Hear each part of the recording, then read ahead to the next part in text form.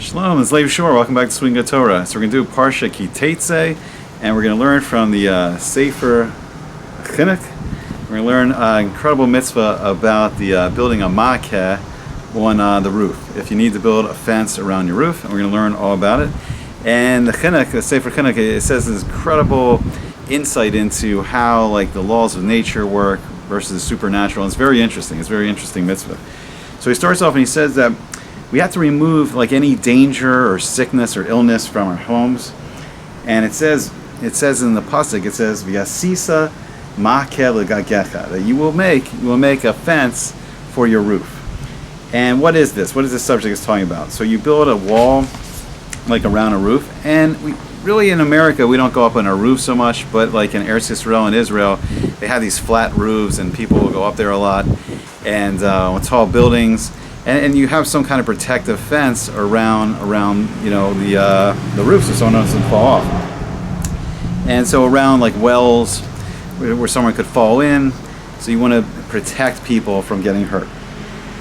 So then it says that you don't want anyone to get hurt, you don't want them to fall in or endanger themselves. And the mitzvah is to build a protective wall or a fence that's near any kind of like takala, near any kind of danger where someone could get harmed.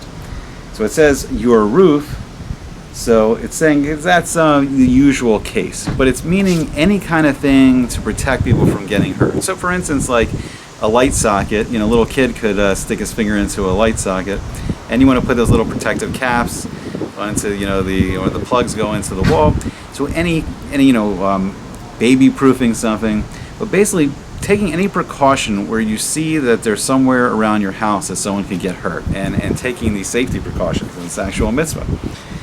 So then he talks about, so he says that the Sifrei says that this is a mitzvah aseh, it's a positive mitzvah to do this when you see anything around your house that can endanger someone. And so he says from the sharshay of the mitzvah. So what's the roots of the mitzvah? What's like the reasoning and the deeper insight behind the mitzvah? And he says that Hashem is always watching and supervising us, and he sees like all the little things that a person does, and he knows about, like Hashem knows all our actions. Hashem is an infinite being, he sees all our actions, and whatever happens to a person, be it something good or bad, and it happens from Hashem's gezeras, Hashem's decrees, or His mitzvahs. So, like, if we do His mitzvot, good things can happen to us. Chas v'shalom. If we don't, then that's when the gezeras can come in. So, right, a person can merit or not merit. And Chazal says that a person, like ein adam no keif etzba'o milamata ela im kein machrizin alav milamayla. So this is really fascinating. So a person doesn't even injure his finger in this world down below if it's not announced above, which means it's announced in the Beis Din Shomayla, the heavenly court, and that Hashem has to decree, even if you like just cut your finger, just even a minor little injury, it has to be decreed from above. So nothing happens by chance, and everything in this world is controlled. So because of this, he should be careful. A person needs to be careful about the things that happen in the world. So we know like certain things are dangerous, like mountain climbing. Okay, it's fun, but we have to take safety precautions because it's going to be a very dangerous thing. So when we put ourselves in a dangerous situation, we should be very careful. So like wear your seatbelt, all kinds of things like that. Bad things that can happen in this world, and this mitzvah is to take precautions to guard yourself from getting hurt. So it says that Hashem built his world, it says, on the Yesodos Amudei HaTeva. So this is interesting, on the foundations of the pillars of nature, the Teva. So it's saying that Hashem built this world and it's run, and he created these laws of nature. There's certain things that happen. We know, like if we're around sharp objects, we can get cut, we can get hurt. Fire burns. So we know like the dangers of this world, and we have to be careful. So he made a gezerah that, like for instance, like Hashem decreed, like the fire will burn, or like water will put out fire. So Hashem created the laws of nature, what we call these laws of nature. And that, like if a large stone falls on someone can get very hurt. And if a person falls from like a high roof, like a person can get chas v'shalom, he could die. So and it says like Hashem, he vayi pach be'apav nishmas chayim, that Hashem breathed the neshama, the soul of life into a person, and he made us balas das. He made us bal das, meaning Hashem gave us intelligence that we can guard ourselves from these dangers. And then he gave us, he put the nefesh, he put the soul of a person who we are, he put it in a body in the midst of this world. And then and it guides, and then everything in this world is guided according, I think, to our actions. So like our actions cause things to happen in this world. So then like Hashem, the physical body, Hashem made it like subservient to nature. So we're going to see how you can come above nature. But for the most part, like we are we are stuck in the teva. We are stuck in the physical world, and we have to obey the laws of the physical world. So we have to if for instance, we know a knife is sharp, it cut our skin, so we have to be careful. So we were inside the physical world, and we have to be aware of that, and we have to know the dangers of the physical world.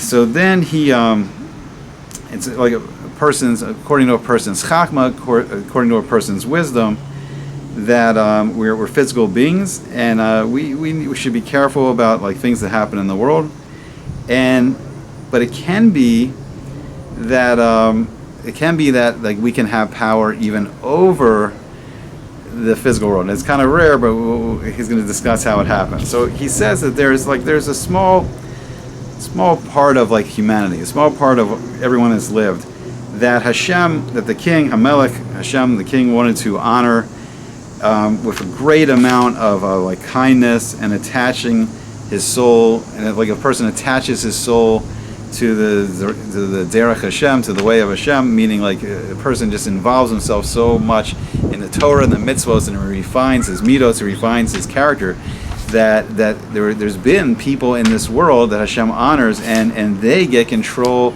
of the laws of nature. Not the laws of nature have control over them, they actually get control over the laws of nature. We're going to see. So the Avos, Gedolim, the great fathers, meaning Abraham, Yitzhak, Isaac, and Yaakov and Jacob, and many of their children after them.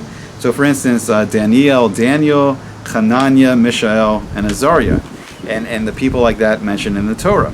So we see that there's great miracles that happen for them, and Hashem puts nature into their hands. Not that they are being subjected to the laws of nature like the rest of us, but they actually have power over nature, or we'll see what happens. So for instance, so Hashem will turn the powers of nature, so they'll have power over it.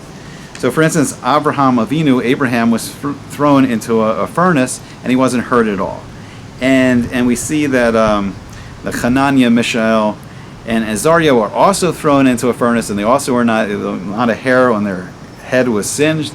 And Daniel was thrown into this pit of these hungry lions, and that's not the way of the world where these hungry lions won't attack you, but we saw Hashem overturn the laws of nature for them. But most people, unfortunately because of the averas that we do, we don't merit to be on this great level. So the Torah commands us that we should guard our homes, that we should be careful, and we shouldn't endanger ourselves, and we shouldn't rely on a nace. We shouldn't rely on a miracle. And it says, Chazal says that Shekol hasomech al hanes, and anyone relies on a miracle, eino sin lo nes, and a miracle will not be done for that person. You have to, you have to take precaution. You can't say, a miracle is going to happen for me. You have to go about, the world as we see it. So then, that most of, let's see. So for instance, when the Jewish people go out to war, they have to take precautions. They have to act like any other army in the world, and they can't expect a miraculous victory. I mean, we hope that Hashem will help us and He'll give us victory, but we have to have military strategy, like everyone else. We have to plan out the war. Now, one difference may be that we make sure that we do teshuvah before we go out to war, make sure that we're clear of any averas, because it's the averas that harm us. As we saw, that when a person elevates himself through the Torah and the mitzvahs, he can actually reach the supernatural level. But we had to take precautions, because most of us are not on that high madrega of these great people mentioned in the Torah. So we have to go by the the standard working in the world. So then it says, like, the mitzvah is that you build the Maakeh, the fence on any house, and it has to be where people live in it. So for instance, like a storehouse or a barn where people don't live in there, you don't have the mitzvah on that structure. And it should be that the structure should be, the house should be at least 4 amos by 4 amos, which is I think about 6 by 6 feet. So it's something that big. And if it's off the ground 10 tefachim, it's 10 tefachim high. So if anything higher than about 3 feet 4 inches. So a porch that was elevated should build a protective fence around that. And if you're in Israel and you have one of those flat roofs where people go on the roofs all the time, should put the protective fence around there.